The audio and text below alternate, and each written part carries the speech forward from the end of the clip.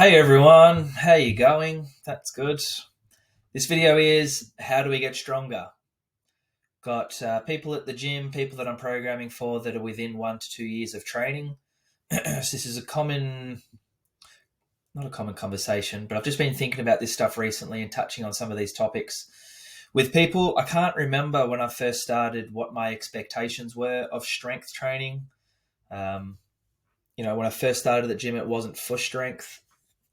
When I first got involved in strength training. Obviously, these days, like if you join our gym or any gym at the moment, the weights that you see people lifting, especially girls, like if you're a girl, you go to the gym and the weights that you might see girls lifting, and you might think that that's normal.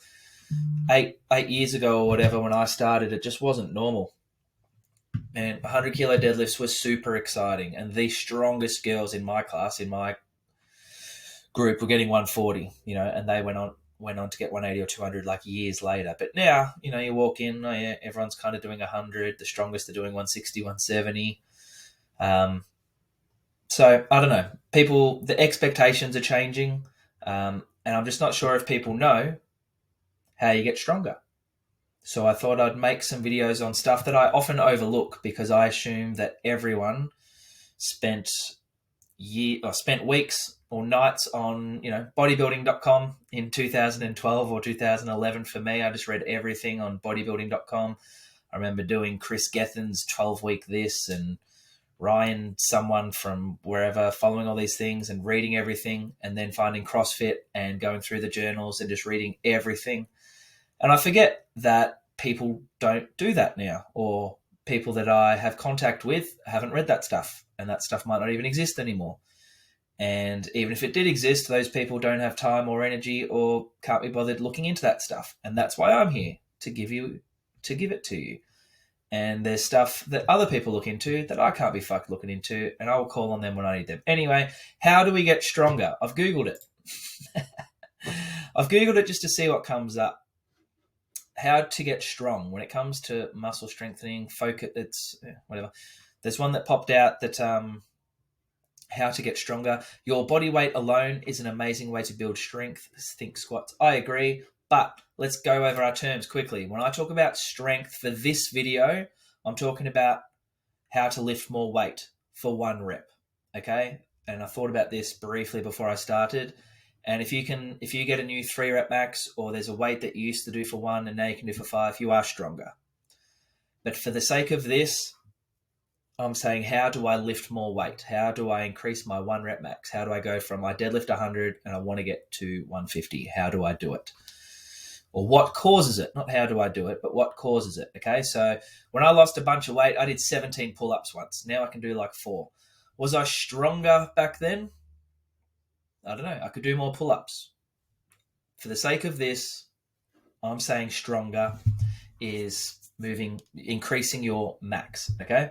So I just thought I'd go over that. Strength training, get stronger, leaner, healthier, develop strong bones. I love it all. To me, strength is all these things. Strength is not just moving weight. Anyway, I found this one that I wanted to go over. How we get stronger. The science and principles of training. Here's what I wanted to go over for people that are new to this. I'm going to put it into 2 different categories that make us stronger. Neurological and structural strength adaptations. So lots of big words that people use. I don't use these words. Hypertrophy, so the cross-sectional area of the muscles getting bigger or more of them. Now, there's different types of hypertrophy. There's myofibril, which is myofibrils are this, and sarcomeres, sliding filaments called. I've just never really gotten into that stuff, I'll admit. There's 2 different types of hypertrophy. Let's just work on them both. That's all I need to know. That's enough to satiate me. You might be different. You should go look into it if you want. Anyway, so getting bigger muscles can make us strength, therefore creating much more contractile force potential. Keyword potential.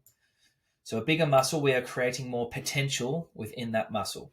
Part 2 is a neurological adaptations, when the body becomes more efficient at using and recruiting muscles we already have. So you can get stronger by neurological adaptations with the muscles you do have, and it would be a good idea at the same time to try and increase the amount of muscles you have, because then there's some potential within these new muscles. So that's it. They're the 2 ways, I'm going to introduce a third one. This is on pursuit.fit/blog if you want to look into it. And it just mentions what stress is. And they've come up with this way, or someone's come up with this way, some Canadian guy I read, came up with this way. So you've got homeostasis, you've got the body at equilibrium, then you've got an alarm or a stress that is placed on the body, then you've got the body matching it, the resistance. So the body saying, okay, if this happens again, my body and our life, as in our life, like you and your body connected, will be easier if I do this. So that's getting stronger. Resistance. Okay, you're going to make me lift this weight. It would be if I can make your shoulders stronger and move better and tighter, then this exercise will be easier next time. And you got exhaustion, which is just doing too much stress that the body can keep up with. So they're the 2 ways. Okay, so when we're training at the gym, or if you're doing my programs, that's why muscle building is huge on all of my programs. If someone is into strength, if someone is into fitness, because just everything needs bigger, stronger muscles. Not the biggest possible. And I've been training for years. Shit stays the same, man. After a couple of years, the amount of muscle you've got, it's going to be really hard to gain any more. But that's after really concentrating on it. I think a lot of people, if I write bicep curls 3x15, we can do that many different ways. And what I'm trying to teach at the gym and through my programs with the videos is how to stretch, contract, and control that one muscle, to take that one muscle to exhaustion or failure so that it grows back bigger. So accessory work is often what I program. Bodybuilding, I'll call it sometimes, but it needs to be focused. It needs to be hard, taking a muscle to failure or near failure, multiple sets, multiple times a week to get a bigger muscle. Call it mind-muscle connection, or just using your muscles to move the weight. Okay, and it can be lightweight. I won't go into the studies and things like that, or what my beliefs on how heavy it should be and things like that. But bigger muscles. If you're into strength training and you want to increase your deadlift, bicep training, upper back, core, not that we want a bigger core, but core training, stability, you got to work on it now, because in 3 years, when your muscles are this much bigger, you'll be thankful for it. You'll be grateful that you started now. Bigger muscles. If you want to get faster, bigger muscles, because we're only changing things this much, but like that article said, we're increasing the potential for strength, and everything is strength, speed, fitness. What else is there? You just want to be stronger. The other thing it mentioned was ligaments and bones become stronger as well. So now we're talking injury prevention. So that goes into it. Now, the second thing that they mentioned was neurological. Okay, so your nervous system recognizes the stress and wants to get stronger. So this is what I think I wanted to talk about the most. I'm hoping it'll be of interest to people. I am relaxed. Your nervous system, your recovery, you need to be in a recovered state. You need to be in the parasympathetic versus sympathetic nervous system is the words that I'm looking for here. We need to be in a relaxed state, like when you're asleep, okay? So a lot of people think that our muscle building and our neurological adaptations happen when we sleep. I agree, of course, but I think it would be possible during the day as well, if you're in a relaxed state, if you're a relaxed person, and you find people that are relaxed. And I don't mean zen, like always just zenning out. I just mean, Maoris and Kiwis, how they just seem so chill. Maybe that's how they're so strong. They're just fucking strong people, Maoris and shit like that. But they're chill as well. They're not stressed out like me and you. And they get real strong. Hey, maybe I just come up with that. Maybe there's something to it. Maybe I'm talking shit. Maybe I'm racist.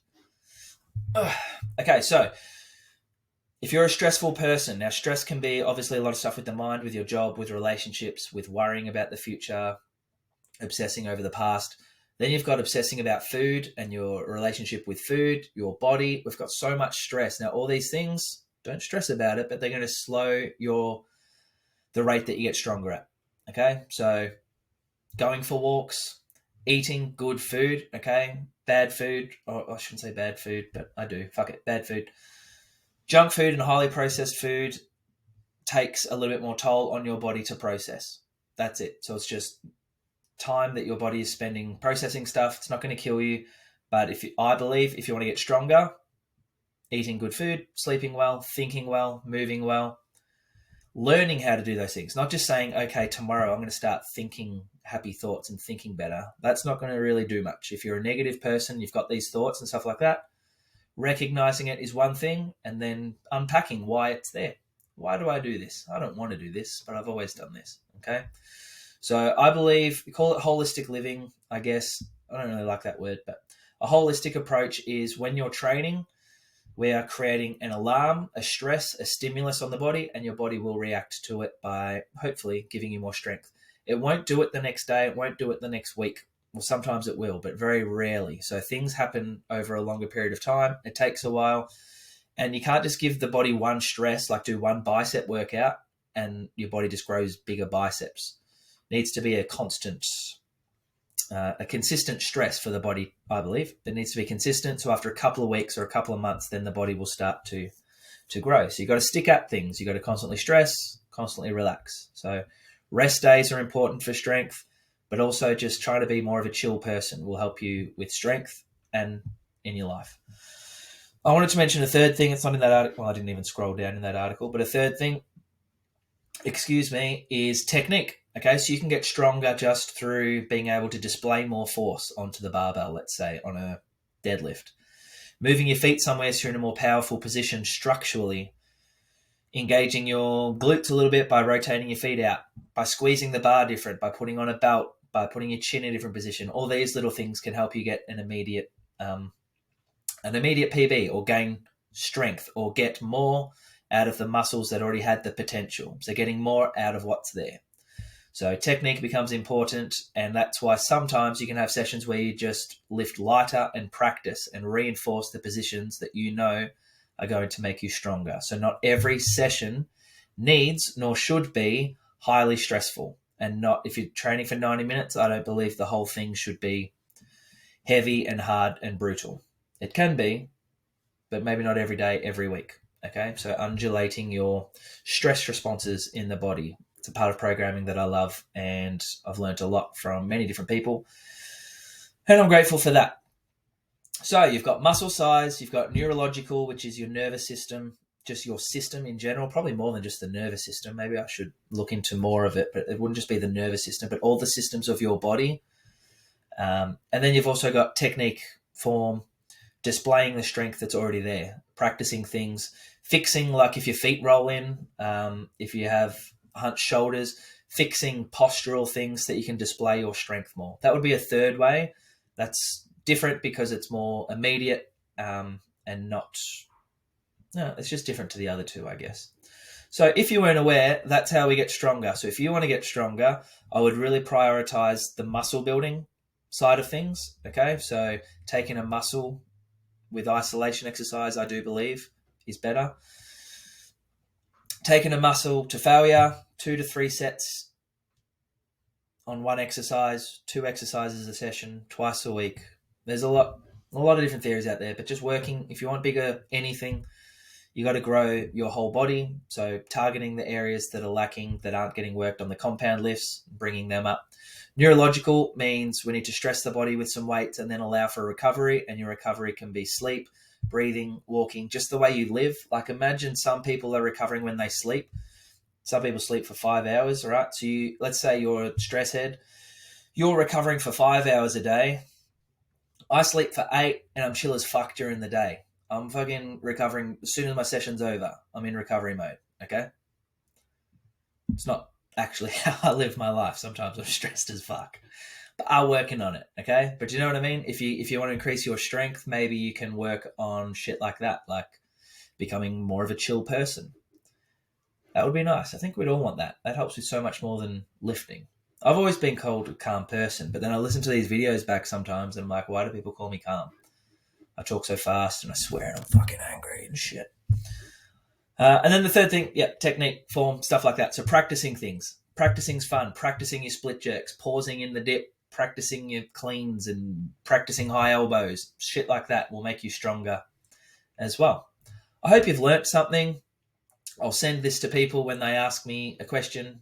I should have kept it shorter, but I didn't. See ya.